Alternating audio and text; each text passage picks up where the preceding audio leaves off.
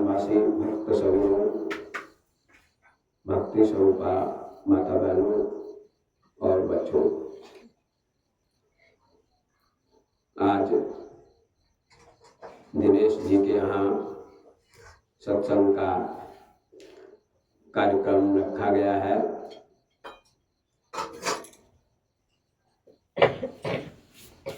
सत्संग की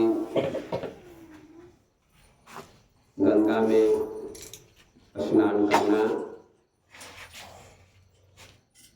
सबके बस की बात नहीं है। अनंत जन्मों का पुण्योदय होता है, तभी सत्संग प्रवचन सुनने का मौका मिलता है।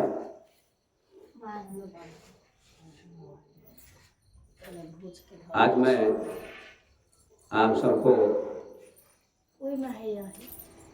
सत्य की प्राप्ति, परमात्मा की प्राप्ति या ईश्वर की प्राप्ति कैसे होती है, इसके संबंध में बताऊंगा। संसार में सत्य को या ईश्वर को या भगवान को पाने के अनेक उपाय हैं।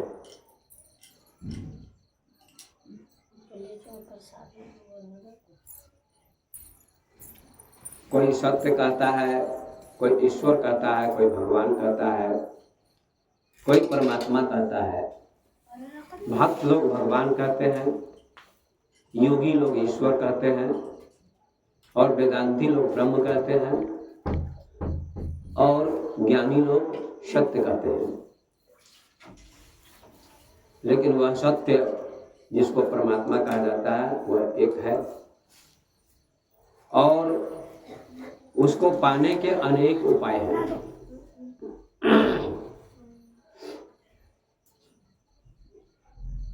कौन कौन से उपाय हैं? समाज में, देश में अनेक धर्म, मत, पंथ उपाय बताते हैं और सभी कहते हैं हमारा ही उपाय सही है, हमारा ही मत सही है, हमारा ही धर्म सही है। जैसे कोई पटना या दिल्ली ट्रेन से जाता है तो ट्रेन एक उपाय है। कोई कार से जाता है तो कार भी एक उपाय है और कोई मोटरसाइकिल से भी जा सकता है, लेकिन बहुत दिल्ली जाने में मोटरसाइकिल से बहुत कठिनाई होगी, पर धीरे धीरे वह भी जा सकता है, समय लगेगा। ये भी एक उपाय है। और हवाई जहाज सबसे अच्छा उपाय है। मोटरसाइकिल से समय ज़्यादा लगेगा, सबसे समय ज़्यादा पैदल लगेगा। 1 महीने, 2 महीने, 3 महीने लग सकते हैं दिल्ली जाने में, और साइकिल से उससे कम, और मोटरसाइकिल से उससे कम, और कार से उससे भी कम, और ट्रेन से उससे भी कम। 24 घंटे में या 20 घंटे में आप दिल्ली पहुंच सकते हैं। लेकिन हवाई जहाज से 1 घंटे में, 1.5 घंटे में आप आराम से दिल्ली पहुंच सकते हैं। सबसे रफ्तार वाला वाहन, साधन, उपाय हवाई जहाज हुआ। कभी कभी कोई जल्दी करता है कि हमको जल्दी पहुंचना है, समय कम है, तो हवाई जहाज का टिकट बनवाता है फ्लाइट का और उसमें बैठता है और जल्दी 1-1.5 घंटे में पहुंच जाता है, समय कम लगता है। अगर अमेरिका जाना हो तो बस, ट्रेन से कोई उपाय नहीं है, डायरेक्ट हवाई जहाज का टिकट बनवाना पड़ेगा और उसमें बैठकर आप 16 घंटे, 20 घंटे में अमेरिका पहुंच सकते हैं। लेकिन ट्रेन से आप जा नहीं सकते, क्योंकि 7 समुद्र पार अमेरिका है। तो समुद्र में ट्रेन चल नहीं सकती, बस चल नहीं सकती, मोटरसाइकिल चल नहीं सकती, कार चल नहीं सकती। हवाई जहाज में बैठकर आप आकाश मार्ग से अमेरिका पहुंच जाएंगे, या लोग पहुंच जाते, रोज यात्रा करते हैं लोग। इसी प्रकार से परमात्मा एक दिल्ली की तरह है, और परमात्मा कहीं बाहर नहीं है जो जहां आपको पहुंचना है। ये तो कहने का एक तरीका है। हम आप सबके अंदर वो बैठा हुआ है आत्मा के रूप में, उसी का नाम परमात्मा है। लेकिन धर्म गुरुओं ने लोगों को बेवकूफ बनाया कि परमात्मा कहीं बाहर है, उसको पाने के लिए न जाने तुमको क्या क्या करना पड़ेगा। और भक्त लोग भी समझना नहीं चाहते। अब यही कीर्तन होगा, भजन होगा तो बहुत लोग आ जाएंगे, केवल ज्ञान सुनने के प्रेमी बहुत कम है। तो आज सुनिए आप लोग धैर्य धारण करके, जो भी हैं और जो लोग आएंगे वो सुनेंगे। तो सत्य को या आत्मा को या परमात्मा को पाने के अनेक उपाय हैं। जैसे कोई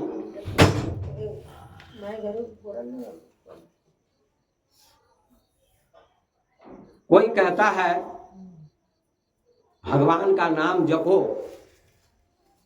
तो परमात्मा का दर्शन हो जाएगा, ये एक उपाय है।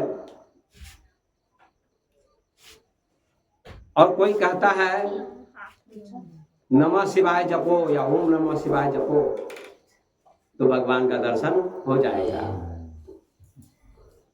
वो अपना उपाय बताते हैं और कहते हैं हमारा उपाय ही श्रेष्ठ है। और भगवान का नाम जपने वाले, राम नाम या सीता राम नाम जपने वाले, वो कहते हैं हमारा ही उपाय श्रेष्ठ है। कोई कहता धन धन सतगुरु तेरा ही आसरा, हमारा ही उपाय सबसे श्रेष्ठ है। राधा स्वामी वाले कहते हैं कि नाम दान ही सबसे श्रेष्ठ है। उनके लाखों करोड़ों अनुयायी हैं, शिष्य हैं। सब अपना अपना वर्णन करते हैं, अपने को महान बताते हैं और दूसरे को तुच्छ बताते हैं, दूसरा कुछ भी नहीं।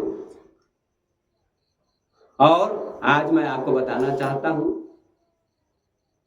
कि धन धन सतगुरु तेरा ही आसरा या नमः शिवाय या सीताराम नाम जाप या कबीर पंथी सतनाम जाप बताते हैं, इसका जाप करो तो तुम्हें परमात्मा मिल जाएगा।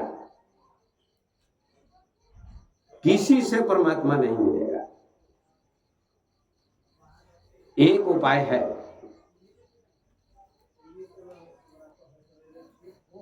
सबसे बड़ा उपाय है, वह है ध्यान। ध्यान सबसे बड़ा उपाय है, पर ध्यान को बहुत कम लोग समझते हैं कि ध्यान किसे कहते हैं। 95% लोग साधारण बातों में उलझे हुए हैं, उससे आगे बढ़ना नहीं चाहते। गलत कुछ भी नहीं है, लेकिन उसमें अटक जाना गलत है। जैसे पहली कक्षा में जाना बुरा नहीं है, दूसरी कक्षा में जाना बुरा नहीं है, लेकिन उसी में रह जाना बुरा है, उससे आगे नहीं बढ़ पाएगा। पहली कक्षा में जाओ, दूसरी कक्षा में जाओ, तीसरी कक्षा में जाओ, फिर मैट्रिक में जाओ, छोड़ते जाओ क्लास, फिर इंटर में जाओ, बीए में जाओ, एमए में जाओ, पीएचडी में जाओ, तो सभी क्लासें छूट जाती हैं और फिर वो प्रोफेसर बन जाता है। इसी प्रकार से परमात्मा तक जाने के लिए कुछ न कुछ उपाय लोग बताते हैं, लेकिन ये सारे उपाय छोटे छोटे हैं। है उपाय लेकिन छोटे छोटे हैं, साधारण उपाय हैं। जैसे पैदल आप कितनी यात्रा करिएगा, अभी मैंने बताया दिल्ली जाने के लिए बहुत परेशानी होगी। पैदल कितने दिनों में जाइएगा, शरीर थक जाएगा, काम नहीं करेगा। इसलिए चाहिए ट्रेन। ट्रेन में बैठिए, चले जाइए, बस में जाइए, चले जाइए। तो पैदल क्या है, ट्रेन क्या है, बस क्या है, इसको समझिए आप लोग।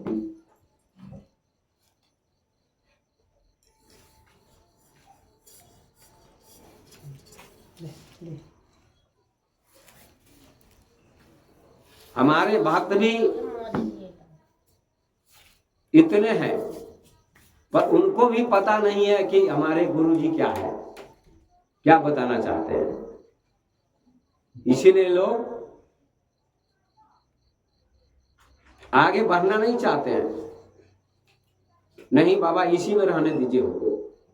कोई बच्चा है तो बच्चा ही रहना चाहेगा क्या? नहीं, बच्चा जरूर सोचता है कि हमको बड़ा बनना है। बच्चा बड़ा बन जाता है। अगर बच्चा ही रहेगा तो कभी बड़ा नहीं होगा। बचपन भी जरूरी है, लेकिन बचपन कब तक रहेगा? 5 साल तक। फिर उसके बाद आगे बढ़ेगा, फिर 14 साल का होगा, 15 साल का होगा, फिर जवानी आएगी, जवान होगा। तो जवानी भी तो जरूरी है, और अंत में बुढ़ापा भी आएगा, और फिर अंत में मौत भी आएगी। तो भक्त लोग कहते हैं खाली बचपन में ही रहने दीजिए हमको, प्रथम कक्षा में ही रहने दीजिए, उससे आगे मत बढ़ाइए। क्या इससे ज्ञान होगा? प्रथम कक्षा में पढ़ते रहने से ही कोई प्रोफेसर होगा, मास्टर होगा, डॉक्टर होगा, इंजीनियर होगा, विधायक होगा, सांसद होगा? कभी नहीं होगा। वो आगे बढ़ना पड़ेगा, तभी बनेगा विधायक। इसी प्रकार से भगवान को पाने का, सत्य को पाने का, ईश्वर को पाने का उपाय सबसे श्रेष्ठ हमारे संतों ने, ज्ञानियों ने ध्यान बताया है। जप भी है, लेकिन हमारे सारे भक्त या अधिक लोग उसमें उलझे हुए हैं जप में ही, कि जप ही सब कुछ है। इससे आगे कोई बढ़ना नहीं चाहता। बड़ा मुश्किल है, बड़ी कठिन बात है।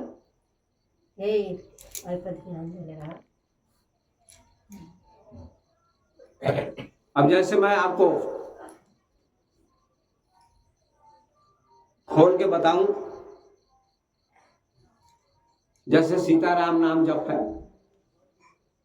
तो सीताराम नाम जप भी गलत नहीं है, लेकिन ये प्रथम कक्षा है, इससे आगे की यात्रा नहीं है। इससे आगे और कुछ है।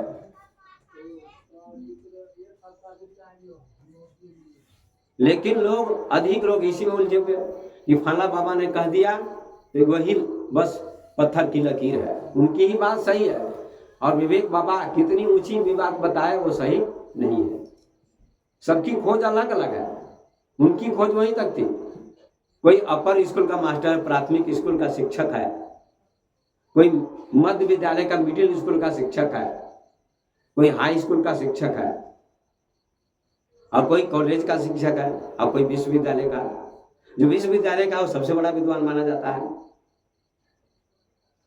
इसी प्रकार से भगवान का नाम जपना ये प्राथमिक कक्षा है। ये खराब चीज नहीं है, लेकिन प्राथमिक कक्षा है। जैसे बाबा नारायण दास ने, मैं खोल के ही कहता हूं, मुझे किसी बात का डर नहीं है। जिनको शास्त्रार्थ करना मुझसे कर सकते हैं। कि बाबा नारायण दास 3-4 जिले में, या बिहार में सभी जगह तो नहीं है, आप भागलपुर जाइए, समस्तीपुर जाइए, उधर इतना प्रचार नहीं है। 3-4 जिले में प्रचार ज्यादा है, उधर कुछ नेपाल में। सीताराम नाम जब 7:30 बजे करो, सारे पाप कट जाएंगे। शाम को 7:30 बजे। क्या ये संभव है? कभी संभव नहीं है। साल भर पाप करो और गंगा जी में जाके डुबकी लगा लो, सारे पाप कट जाएंगे। यही तो लोग कहते हैं। यदि ऐसा है तब तो डकैत भी डकैती करे साल भर और जाके गंगा जी में डुबकी लगा ले और उसका सारा पाप कट जाएगा। ऐसा कभी संभव नहीं है। जब तक वो डकैती नहीं छोड़ेगा और सत्य की शरण में, भगवान की शरण में, संत की शरण में, ज्ञानी की शरण में नहीं आएगा, तब तक उसका उद्धार होने वाला संभव नहीं है। वाल्मीकि जी इतने बड़े विद्वान थे, उनको डकैती छोड़नी पड़ी तभी वो ज्ञानी बने। इसी प्रकार से सीताराम नाम जाप मैं भी करवाता था, लेकिन मैं करवा के देखा, और अभी मैं विरोधी नहीं हूं, लेकिन उससे ऊंचा ज्ञान हमको कहीं और मिला।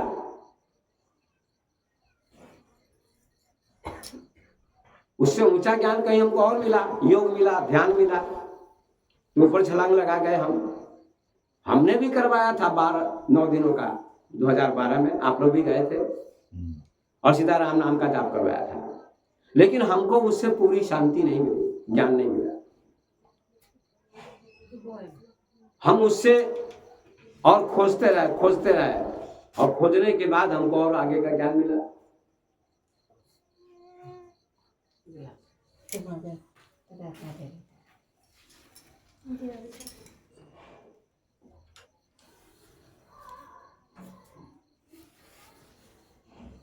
तो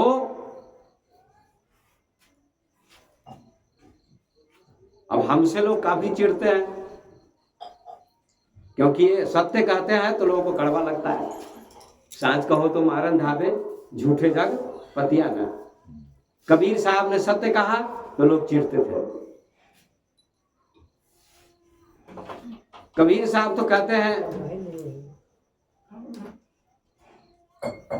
कि पंडित बात बदय से झूठा, सुनिएगा, पंडित बात बदय से झूठा। आप लोग गहराई से सुनिए, और ये आवाज गांव में भी जाती है।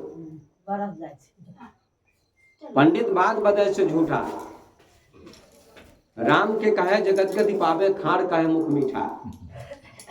पावक कहे पांव जो डाहे, जल कहे तृषा बुझाई, और भोजन कहे भूख जो भागे, तो दुनिया तरी जाई। नर के संग सुगा हरि बोले, हरि प्रताप न जाने, और जो कभू उड़ी जाए जंगल में, सपनों सुरत न आने। धन के कहे धनिक जो होवे, निर्धन रहे न कोई, सांची प्रीत विषय मायासी, हरि भक्तन की फांसी। कहे कबीर एक राम भजे, बिनु बांधे यमपुर जासी। कबीर साहब का करारा प्रहार है, बहुत क्रांतिकारी पुरुष थे। उन्होंने सत्य सत्य कहा, लेकिन समाज में कबीर को मानने वाले 5% लोग हैं, और सीताराम को बचने वाले 95% लोग हैं, क्योंकि सस्ता सौदा है। सस्ता सौदा सस्ता होता है, उसको ज्यादा लोग मानते हैं।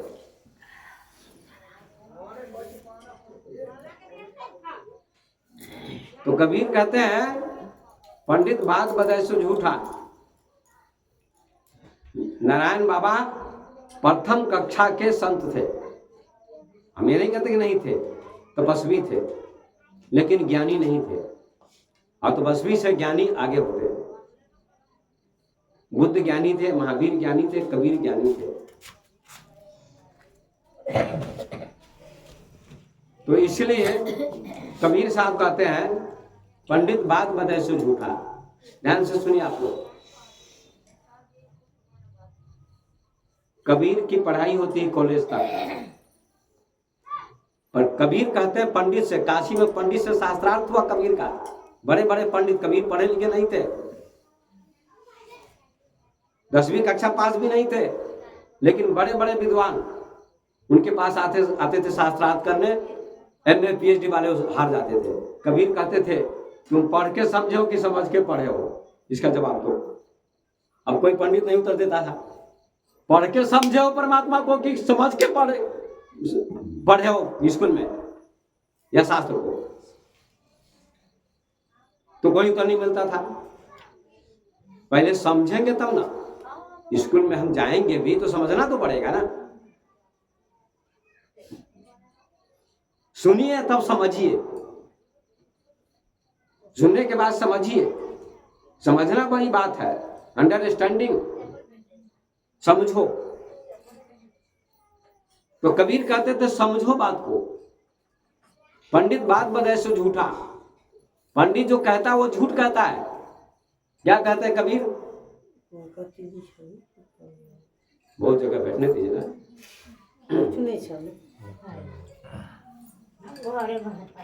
बैठ जाइए चुपचाप, बोलिए।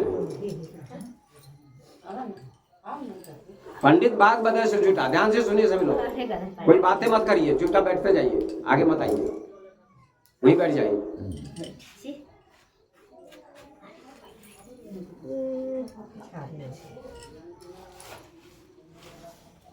पंडित बात बदले से झूठा।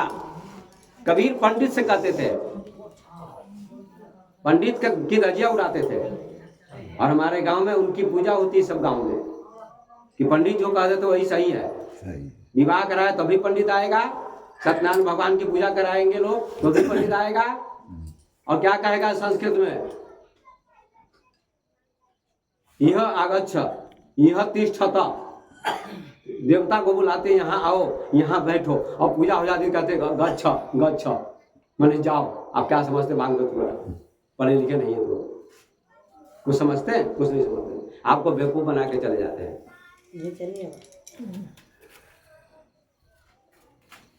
पंडित की पूंछ पकड़ के अभी भी चलते हैं आप लोग। हम लोगों को पंडित कोई नमस्कार करता है? नहीं करता है। कहता है हम ऊंची जाति के हैं, हम ब्राह्मण हैं। चाहे मांस तुम खाओ, मछली खाओ, दारू पियो, भटियारा बनो, फिर भी हम बड़े हैं। अरे बड़ा वो है जिसका कर्म अच्छा है, जो शराब नहीं पीता, मांस नहीं खाता, भक्ति करता, सत्संग करता है, चाहे किसी जाति का क्यों न हो, वही श्रेष्ठ और महान है। जाति से कोई महान नहीं होता। इसलिए कबीर ने कहा ऊंचे कुल का जन्मिया, करनी ऊंच न होए, असुवरन कलश सुरा भरा, साधु निंदा सोए। जाति से कोई बड़ा नहीं होता है, न ब्राह्मण न भूमिहार, कोई भी नहीं। जाति कोई बड़ी नहीं होती है, कर्म बड़ा होता है। ऊंचे कुल का जन्मिया।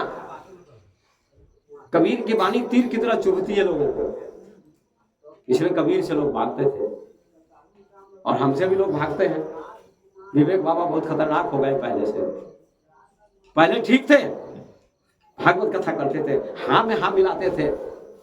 अब तो खतरनाक बात करते हैं। अरे सब दिन एक ही जैसा रहेंगे क्या?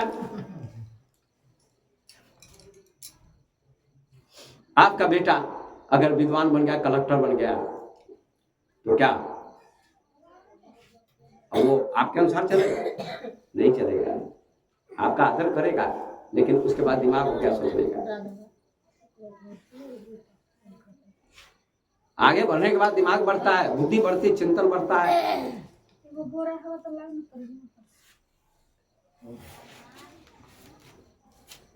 आगे और बैठिए ना आप लोग, शर्माते क्यों है? आगे आइए ना। समय ज्यादा है। महिला पुरुष का भेदभाव मत रखिए। ये सारे बाबा लोगों ने महिला पुरुष का भेदभाव करके बर्बाद कर दिया लोगों को। न कोई महिला है न कोई पुरुष है, बैठिए सभी लोग। तो कबीर कहते ऊंचे कुल का जन्मिया। ध्यान से सुनिए, बात मत करिए। ऊंचे कुल का जन्मिया, तुम्हारा ऊंचे कुल में जन्म हुआ है, लेकिन कर्म तुम्हारा ऊंचा नहीं है। रविदास तो चमार था, लेकिन बड़े बड़े पंडित उसके चरणों में झुकते थे। मीरा ने उसको गुरु बनाया। जो छात्रानी थी, राजपूत की लड़की, क्या उसने जाति समझ के गुरु बनाया? नहीं, ज्ञान था उसमें। ऊंचे कुल का जन्म या करनी ऊंच न होए। करनी ऊंच नहीं है। सुवरन कलश सुरा भरा, साधु निंदा सोए। कबीर कहते हैं सोने के घड़े में यदि शराब रख दिया जाए तो साधु संत पिएंगे उसको? नहीं, निंदा करेगा, हटाओ इसमें शराब है। लेकिन शराबी लोग कटाक कटाक कटाक कटाक पी जाएंगे। सोने का घड़ा का मतलब क्या हुआ? ऊंचे कुल में जन्म हुआ सोने जैसा, लेकिन कर्म ऊंचा, इसमें शराब भरी हुई है। मतलब मांस खा रहा है, शराब पी रहा है, मछली खा रहा है, अहंकार है, घमंड है, धन का, पद का, हम ऊंचे हैं। किस चीज के ऊंचे हैं? कबीर साहब ने कहा कोई ऊंचा नीचा नहीं है। एक त्वचा हाड़ मलमूत्रा, एक रुधिर एक बूंदा, एक बूंद से सृष्टि रची है, को ब्राह्मण को सुधरा। बीजक किसी को पता नहीं लोगों को, बीजक में कबीर कहते हैं। एक ही जैसी चमड़ी है, एक ही त्वचा, सबकी चमड़ी हमारी जैसी, आप जैसी हमारी भी चमड़ी है। कि हमारी चमड़ी लाल है और आपकी चमड़ी काली है? विवेक बाबा की चमड़ी लाल है और आपकी चमड़ी काली है? नहीं, सबकी चमड़ी ऐसी है। हाँ, गोरी काली थोड़ी बहुत होती है, लेकिन चमड़ी तो चमड़ी है ना, चमड़ी है। एक ही त्वचा, हार मलमूत्र एक ही जैसी, हड्डी सबकी सफेद सफेद है ना। मलमूत्र एक ही जैसा सबका है। कि बाभन का मलमूत्र होता है कुछ सुगंधित, है ना, उसमें सुगंध होती है क्या? कोई सुगंध नहीं होती है। सबके मलमूत्र में दुर्गंध होती है।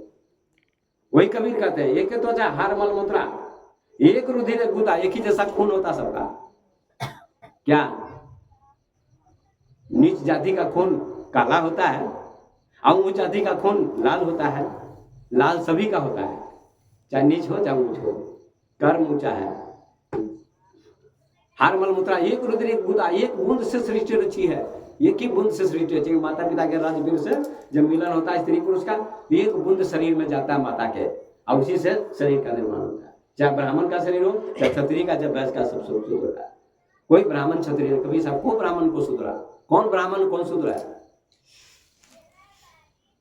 वो ब्राह्मण को सुधरा, कौन ब्राह्मण कौन सुधरा है? सबके शरीर में वही सब कुछ है। कर्म ऊंचा होता है।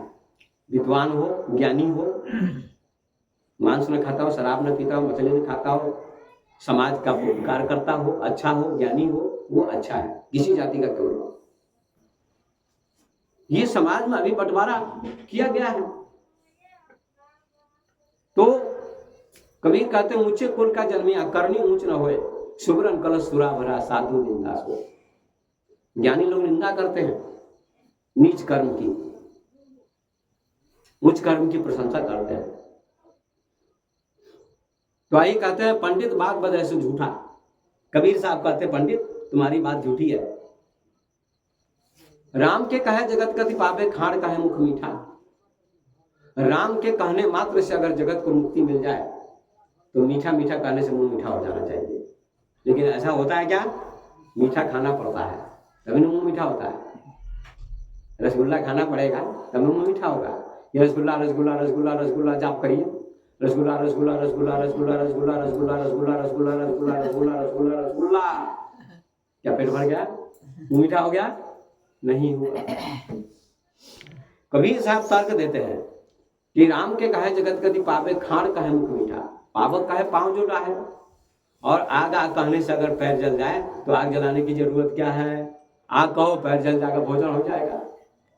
कहो आग, हे आग महारानी जल जाओ भोजन बन जाए। क्या ऐसा मानती है आग महारानी? नहीं, आग जलाना पड़ता है। आग जलानी पड़ती है तो भोजन बनता है। जब पैर पकेगा आपका, धोखा से पड़ जाए। पावक कहे पांव जो डाहे, जल का तृषा बुझाई। और जल कहने से प्यास नहीं मिटती है। क्या पानी पानी कहने से प्यास मिटेगी? नहीं मिटेगी, पानी पीना पड़ेगा। जल का है तृषा बुझाई।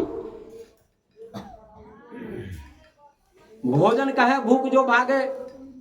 अब भोजन कहने से अगर भूख मिट जाए तो दुनिया तरी जाए। तब किसी को ये पापड़ नहीं बेलना पड़ेगा भोजन बनाने का। सुबह बनाओ, शाम बनाओ, जलपान करो, इस पेट को भरने के लिए 3-3 टाइम क्या जरूरत है? कह दो भोजन, पेट भर गया। ऐसा होता है कभी? नहीं होता है। भोजन बनाना पड़ता है। यही कबीर कहते हैं, भोजन का है भूख जो भागे। खूब शांति से सुनिए। तो दुनिया तरी जाएगी, तो दुनिया तर जाएगी। लेकिन ऐसा होता नहीं है। भोजन बनाना पड़ता है, मेहनत करनी पड़ती है 2 घंटे माता बहनों को, उसके बाद पेट भरता है, भूख मिटती है। नर के संग सुगा हरि बोले, हरि प्रताप न जाने। कबीर साहब उदाहरण देते हैं, भैया आदमी के संग में रहकर सुगा बोलता है राम राम। किसी के पिंजरा में सुगा है तोता, और पढ़ाता है रोज, मिठू राम राम बोलो, मिठू राम राम बोलो। तो कहता है राम राम, लेकिन पिंजरे से निकल जाएगा तो नाम भी नहीं देगा। नर के संग सुगा हरि बोले, हरि प्रताप न जाने, भगवान की महिमा को नहीं जानता है कि भगवान क्या है, आत्मा परमात्मा ईश्वर क्या है, राम क्या है। और जो कभी उड़ी जाए जंगल में तो सपने में सुरती ना आने। अगर जंगल में उड़ के चला गया तो सपने में याद नहीं करेगा राम को। वो तो बेचारा बंधन में जबरदस्ती बोल रहा है, क्या करे निकलने के लिए। एक सुगा फंसाने वाला तो शिकारी गया जंगल में, जाल लेकर गया, दाना डाल दिया तो जाल पर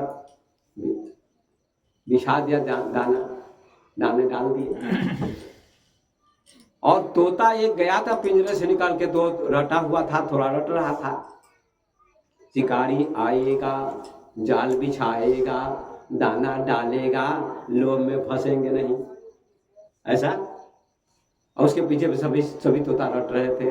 मुखिया तोता पहले, अब बाद हमारे सभी जनता सभी रट रहे थे। अब जाल बिछाया हुआ है, दाना डाला हुआ है, और सभी क्या रट रहे हैं, शिकारी आएगा, जाल बिछाएगा, दाना डालेगा, लोभ में फंसना मत। लेकिन सभी मुखिया तोता आ गया, दाना चुगने लगा, उसके पीछे सब आ गए और सब दाना चुगने लगे। और उस जाल को समेटा शिकारी ने, और जाल को समेट के सबको फंसा लिया और कंधे पर रख के घर पर जाने लगा। सब तोते फंस गए, और जब फंसे हुए थे पिंजरे जाल में, तब भी रट रहे थे कंधे पर, जाल में फंसे हुए भी रट रहे थे, शिकारी आएगा, जाल बिछाएगा, दाना डालेगा, लोभ में फंसेंगे नहीं, और फंस भी गए। ये कैसा रटन है? यही हाल लोगों का है। कबीर साहब कहते हैं, रट रहे हैं सीताराम सीताराम सीताराम सीताराम। कबीर साहब कहते हैं, राम ही राम पुकारते, जिह्वा पर गए रौस। मैं भगवान राम का खंडन नहीं करता, भगवान राम के चरित्र को जीवन में अपनाइए। नाम जपने से कुछ नहीं होगा। चरित्र को राम जैसा आपका विचार हो, माता पिता की सेवा करो, भाइयों में प्रेम हो। लेकिन आज भाई में प्रेम है? नहीं है प्रेम। लेकिन चारों भाई में कितना प्रेम था? कभी विवाद हुआ जमीन के लिए, मकान के लिए? नहीं हुआ। और आज भाई भाई को दबाते हैं, जो जबरदस्त है वो कमजोर को दबाते हैं। कहीं पूरे देखा जा रहा है समाज में, जो कमजोर है उसको दबाया जाता है। भाई भाई में प्रेम होना चाहिए, और जहां भाई भाई में प्रेम होगा राम जैसा, वही तो राम राजा, वही परिवार तो राम जैसा हो जाएगा, वही परिवार तो स्वर्ग होगा। और क्या होगा? और केवल जपने से स्वर्ग हो जाएगा? जप रहे हैं और गला काट रहे हैं दूसरे का। जाका गला काटिए ताका गला कटाए, और राम के दरबार में बदला कहीं न जाए। तो बदला तो आपको देना पड़ेगा, है कि नहीं? तो इसलिए कहते हैं, पंडित बाग बदे से झूठा, नर के संग सुगा हरि बोले, हरि प्रताप न जाने। और जो कभू उड़ी जाए जंगल में, सपनों सुरती न आने। बिनु देखे बिनु अर्श परस, बिनु नाम लिए के होई क्या हुई। कबीर साहब कहते, तुमने भगवान को देखा है क्या? आप लोगों ने भगवान को देखा कभी? फोटो में देखा है राम जी को, कृष्ण भगवान को, शिव जी को, लेकिन ऐसे बातचीत हुई जैसे हम हमसे हो रही है? नहीं, किसी को नहीं हुई। तो कबीर साहब कहते, बिनु देखे बिना देखे क्यों भज रहे हो? जिसको देखा नहीं उसको भज क्यों रहे हो? बिनु देखे बिनु अर्श परस लिए किए, दर्शन नहीं हुआ, उनका चरण स्पर्श नहीं किया, तो नाम लिए क्या हुई? अमेरिका को नहीं देखे तो अमेरिका का नाम थोड़ी जपते हैं। बिन देखे बिनु अर्श परस, बिनु नाम लिए क्या हो? तो नाम लेने से क्या होगा? उधर बैठिए, सामने में बैठिएगा। यहाँ खांसी उसी होगी, दूर बैठिए, मत बैठिए।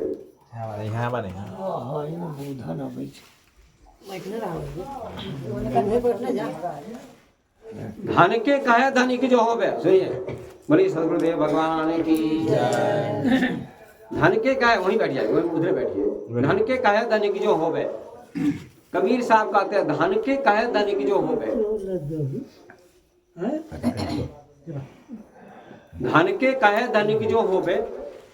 अगर धन धन कहने से सब धनी हो जाते तो मेहनत करने की जरूरत नहीं, खेती करने की जरूरत नहीं, व्यापार करने की जरूरत नहीं है। धन के कहे धन की जो होवे, धन के कारण से कोई धनी नहीं होता है, धन कमाना पड़ेगा तभी ना धनी होगा, तो धन मिलेगा। निर्धन रहे न कोई तो कोई गरीब नहीं रहेगा। साची प्रीत विषय मायासी, सच्चा प्रेम तुम्हारा संसार से, भगवान से थोड़ी। बेटा सत्य, बेटी सत्य, मकान सत्य है ना, यही सब सत्य है।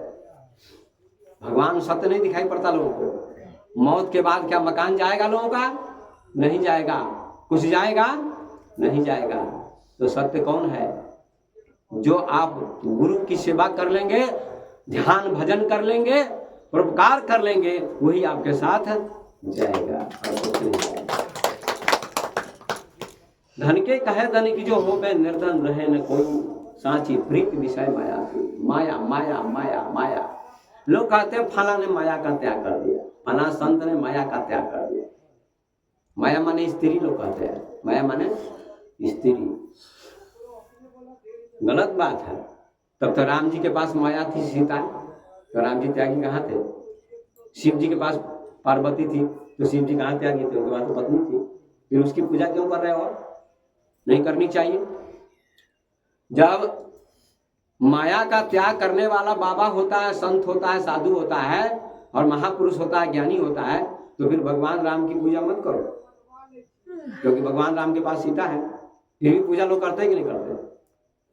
शिव जी के पास पार्वती पूजा करते कि नहीं करते हैं? लोग आदर करते कि नहीं? नारी के होने से कोई ज्ञानी नहीं होगा ऐसा कोई जरूरी नहीं है। शिव जी ज्ञानी थे, राम जी ज्ञानी थे, कृष्ण जी ज्ञानी थे, सब महापुरुष थे। स्त्री के रहते हुए भी ज्ञानी थे। 1000 स्त्रियां थी कृष्ण के पास, फिर भी सभी स्त्रियों के बीच में रहते हुए भी सबसे ऊपर थे, अनासक्त थे। एक दिन ऐसी स्थिति आ जाती है। ये कला ध्यान से आएगी, वैसे नहीं आएगी। तो माया का मतलब केवल स्त्री नहीं है, माया का अर्थ होता है शरीर भी माया है। तुलसीदास जी ने कहा, गो गोचर जहाँ लगे मन जाई, असो सब माया जानहु भाई। गो गोचर जहाँ लगे मन जाई। गो माने इंद्री, आंख, कान, नाक, जीभ, हाथ, पैर, सब इंद्री है। जहां तक आंख देखती है, कान सुनता है, सब माया है, सब माया। धन, मकान, सूरज, चंद्रमा, पशु, पक्षी, शरीर, सब माया। इसी का नाम है माया। माया का त्याग तो कोई नहीं कर सकता। अगर शरीर है तो शरीर का भी त्याग कर दीजिए। कोई ज्ञानी शरीर का त्याग करेगा? कोई उपाय नहीं। शरीर तो रखना पड़ेगा ना भजन के लिए। एक दिन तो शरीर छूटेगा, ये तो सब हकीकत है, मगर शरीर से भजन ना होगा तो शरीर भी माया है। माया में रहकर, शरीर माया है। जैसे नाव में बैठिए आप नदी पार करने के लिए, तो आप पार हो जाइएगा, किनारे पर चले जाइएगा।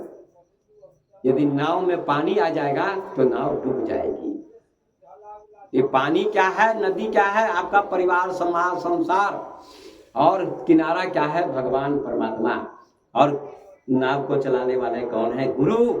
और मोह माया पानी है, इस परिवार है। इसमें रहते हुए भी आप गुरु की कृपा रूपी, ध्यान रूपी नाव में बैठो तो तुम परमात्मा तक पहुंच जाओगे, भवसागर पार कर जाओगे।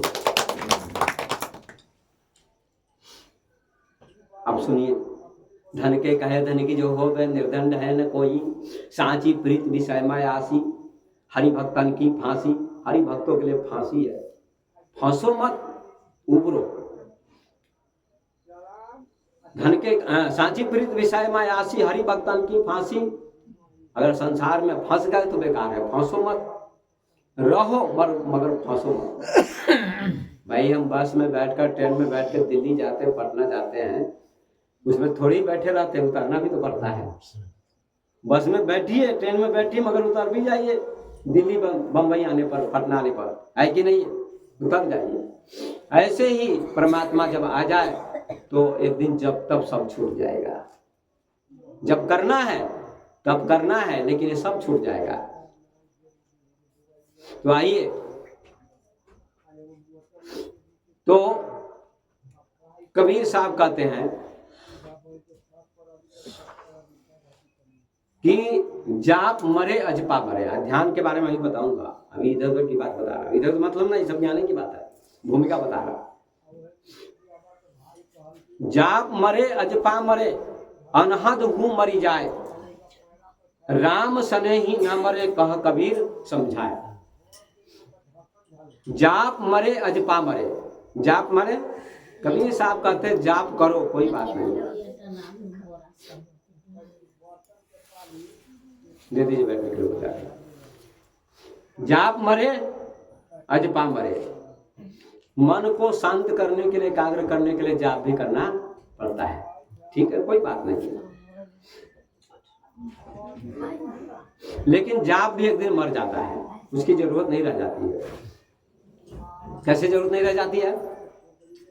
लेकिन आप लोग इसको कैसे समझिएगा, मेरे पुराने भक्त सब है, आप लोग समझिए। भाई टिकट आपने कटाया, ट्रेन में बैठे, बस में बैठे, और सीतामढ़ी पटना आ गया, दिल्ली आ गया, तो टिकट उतरने के बाद टिकट बेकार हो गया कि नहीं? क्या अभी टिकट की जरूरत है? नहीं है।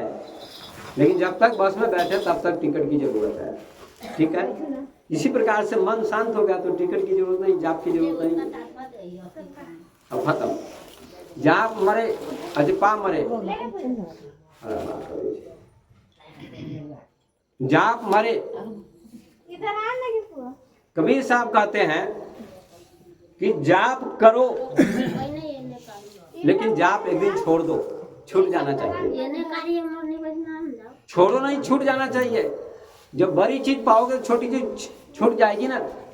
कैसे? भाई आपके हाथ में 5 रुपए का नोट है और वो हेरा गया, हो गया, और 500 का नोट आ गया, तो आप 5 रुपए के नोट के लिए रोइएगा? नहीं रोइएगा, क्योंकि 500 का नोट आ गया, बड़ा नोट, उससे बड़ा आ गया। इसी प्रकार से जब तक मन शांत नहीं है, अशांत है, चंचल है, तब तक कुछ जाप करना पड़ता है। कबीर साहब कहते हैं जाप मरे, लेकिन वो भी मर जाना चाहिए, छूट जाना चाहिए। जैसे बड़ा नोट पाने के बाद छोटा नोट छूट गया, जवानी आने के बाद बचपन छूट गया, अपने आप छूटा कि नहीं? इसी प्रकार से जाप मरे अजपा मरे, अजपा भी अंत में मर जाएगा। अजपा किसको कहते हैं आप लोग समझते हैं? बड़े बड़े साधु संत जिनके लाखों चेले भी कहते जाप करो, राधा स्वामी कहते नाम का जाप करो, है ना। इस क्षेत्र में नारायण बाबा ने कहा जाप करो। कबीर साहब ने कहा कि जाप मरे अजपा मरे, जाप तो छूट ही जाएगा। अच्छा 9 दिन के बाद जाप छूट जाता है, 9 दिन कीर्तन करते हैं लोग, है ना, ये 24 घंटे कहा करते हैं अष्टजाम, वो भी तो छूट जाता है। अब 24 घंटे कौन जाप चलता है? 365 दिन एक जाप है जो बिना जपे चलता है, उसी को अजपा जाप बोलते हैं। उसी को क्या बोलते हैं? अजपा जाप। अजपा जाप का मतलब सुनिएगा, कबीर साहब कहते हैं जाप मरे, जाप भी मर जाएगा, मतलब छूट जाएगा। भाई जवानी आई तो बचपन मर गया, मर ही न गया, क्या हुआ? मरा कि नहीं मरा? मर गया।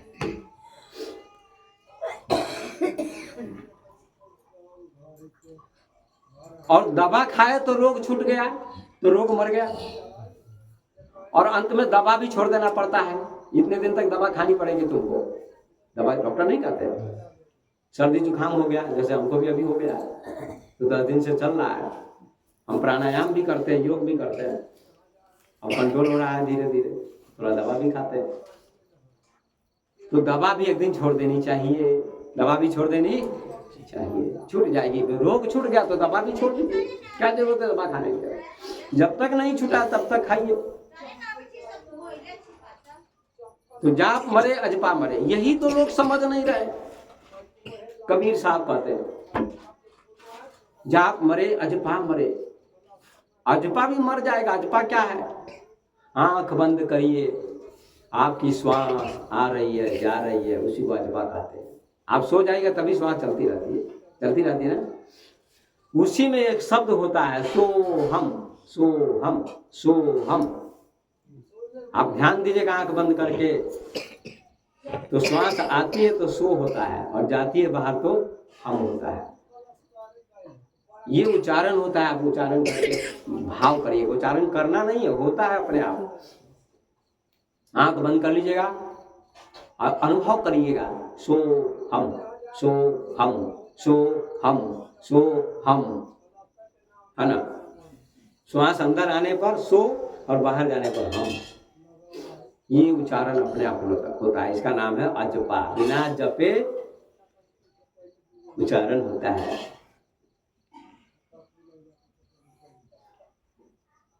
ब्रह्मानंद स्वामी ने भी कहा, हाँ, निरंजन माला घट में दिन रात फिरे, ऊपर जाबे नीचा जाबे निस्दिन आठो जाम। एक ब्रह्मानंद स्वामी हुए राजस्थान के। निरंजन माला घट में फिरे दिन रात, दिन और रात निरंजन की माला घूम रही है।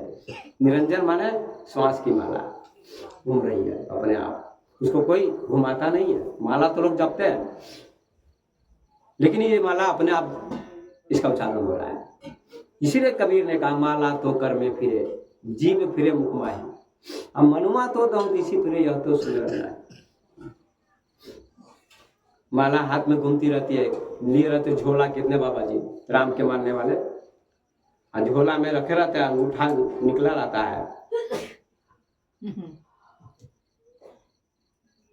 सीताराम सीताराम सीताराम। भोजन बना भी नहीं बच्चों का, अरे नालायक, भोजन काम हुआ कि नहीं, सीताराम सीताराम। उल्लू का पठा, सीताराम सीताराम। ये कैसा जाप चल रहा है?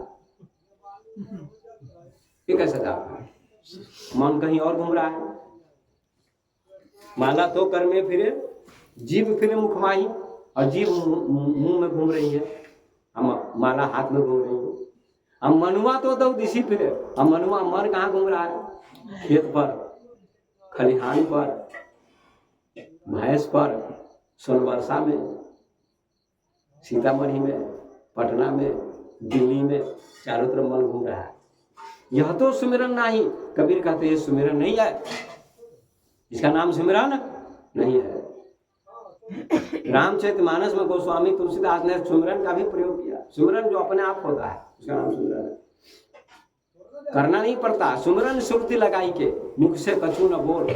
मुख से बोलने की जरूरत नहीं। ज्ञानी लोग बोलते नहीं है, अज्ञानी लोग बोलते हल्ला करते हैं। हल्ला करना ध्यान नहीं है, चुप हो जाना ध्यान है, जहां शब्द खत्म हो जाता है।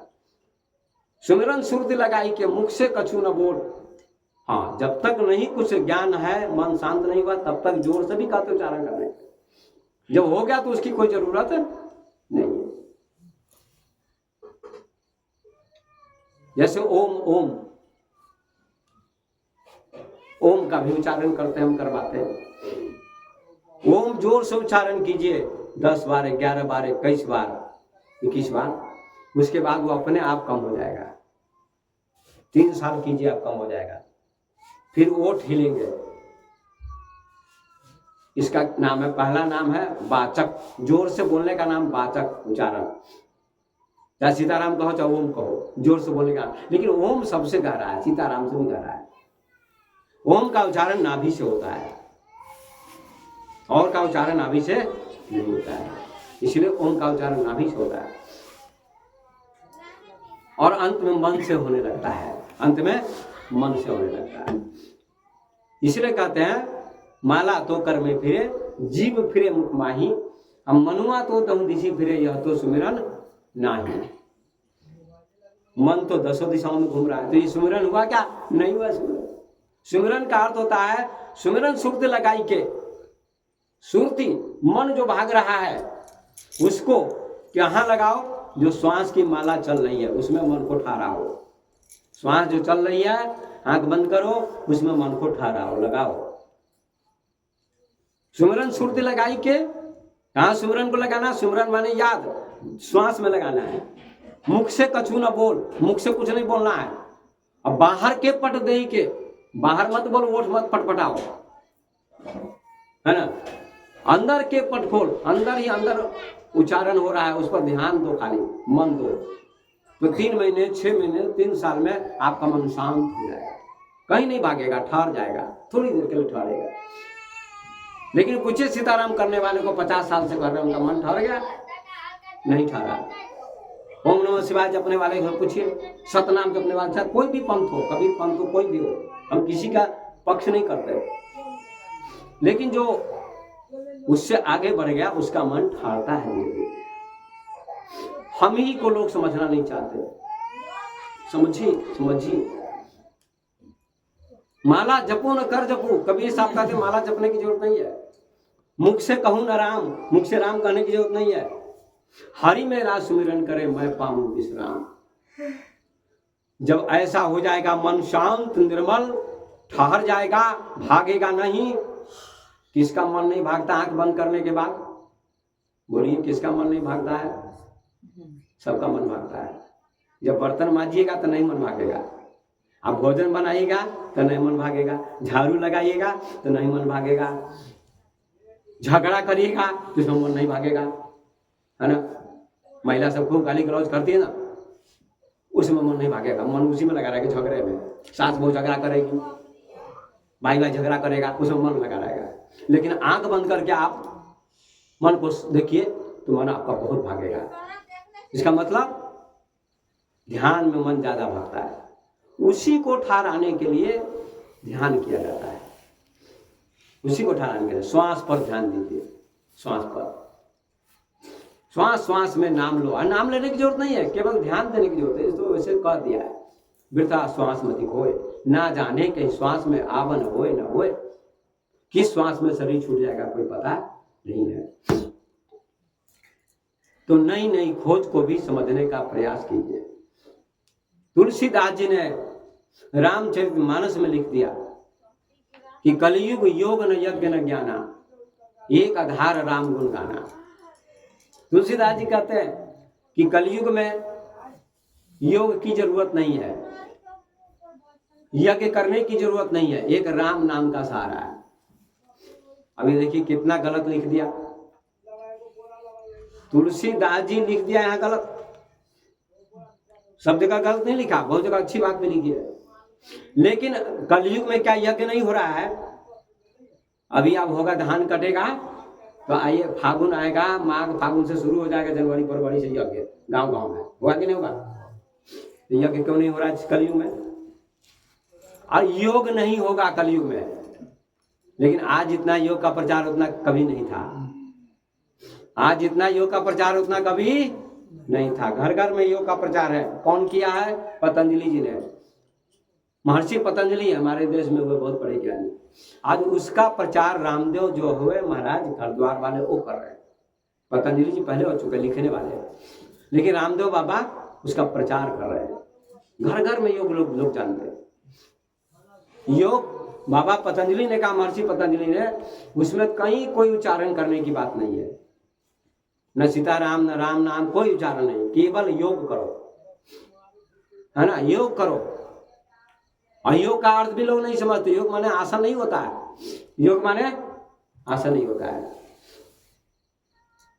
योग माने आसन नहीं होता है। आसन लगाना, पद्मासन, सिंहासन, मयूरासन, कुकुटासन, कितने मतलब शीर्षासन, 84 आसन होते हैं।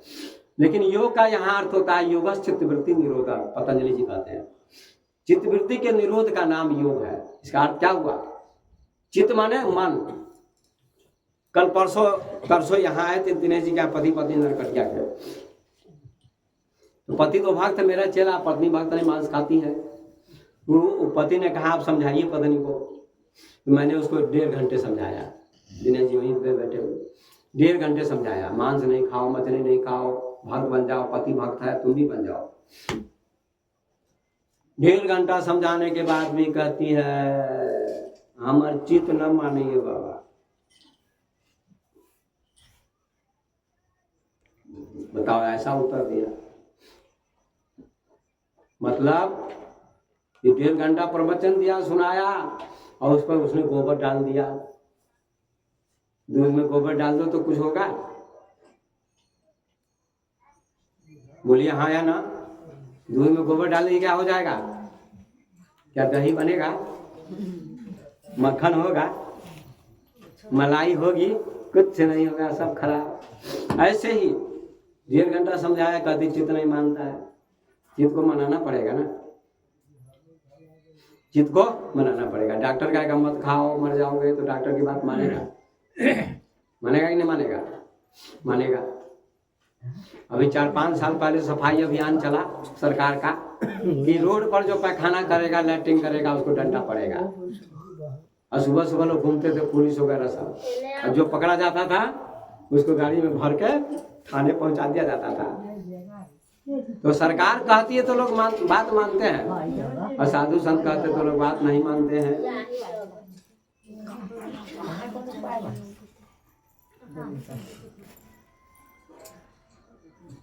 तो योग का क्या अर्थ होता है? चित्त को मनाना। मनाने का मतलब क्या हुआ? अरे भाई, कोई रूठ गया हो तो उसको मनाना पड़ता है ना। कोई रूठ जाए, पति रूठ जाए पत्नी से तो उसको मनाना चाहिए। पत्नी रूठ जाए पति से तो उसको भी मनाना चाहिए। गुरु जी रूठ जाए चेला से तो चेले का काम है गुरु को मनाना, गुरु जी मान जाइए। अब कितने जना कहते हैं रूठे तो रूठे, हमको क्या लेना देना।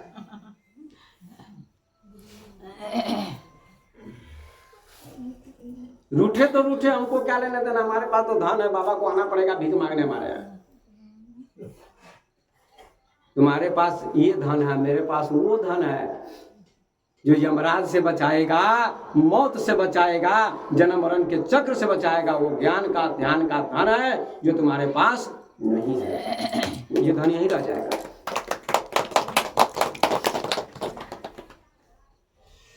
इसलिए आइए समझिए,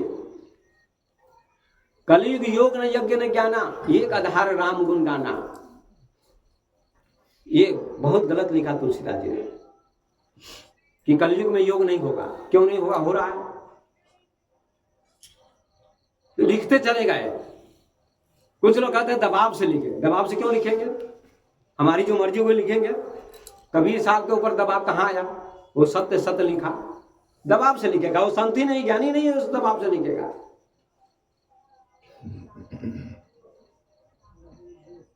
जो वर्णाधम तेली कुम्हारा, सबसे नीच तेली है, तुलसीदास जी ने लिख दिया। ये कितना सत्य है? क्या सत्य है ये? तो कहते हैं कलयुग के वर्णन में ऐसा लिख दिया। तो तुलसीदास जी कलयुग में थे कि सतयुग में थे? तुलसीदास जी 500 वर्ष पहले थे।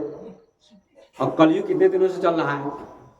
अभी 5,000 वर्ष बीता कलयुग का, और तुलसीदास जी 500 वर्ष पहले हुए। कलयुग में हुए अभी तुरंत कबीर से पीछे हुए।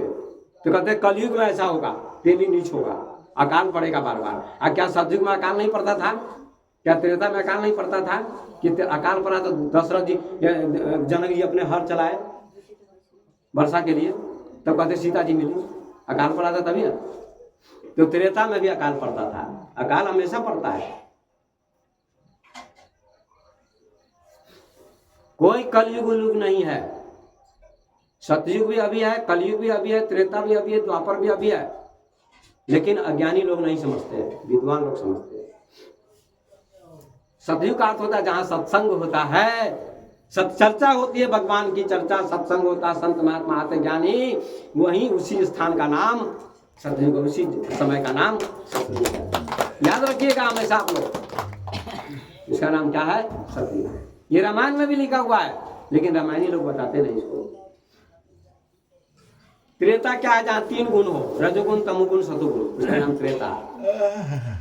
जहां मान अपमान हो, पाप पुण्य हो, उसका नाम द्वापर। 2 चीज, सीधा अर्थ है। कलयुग जहां कला हो, झगड़ा हो, उसका नाम कलयुग है।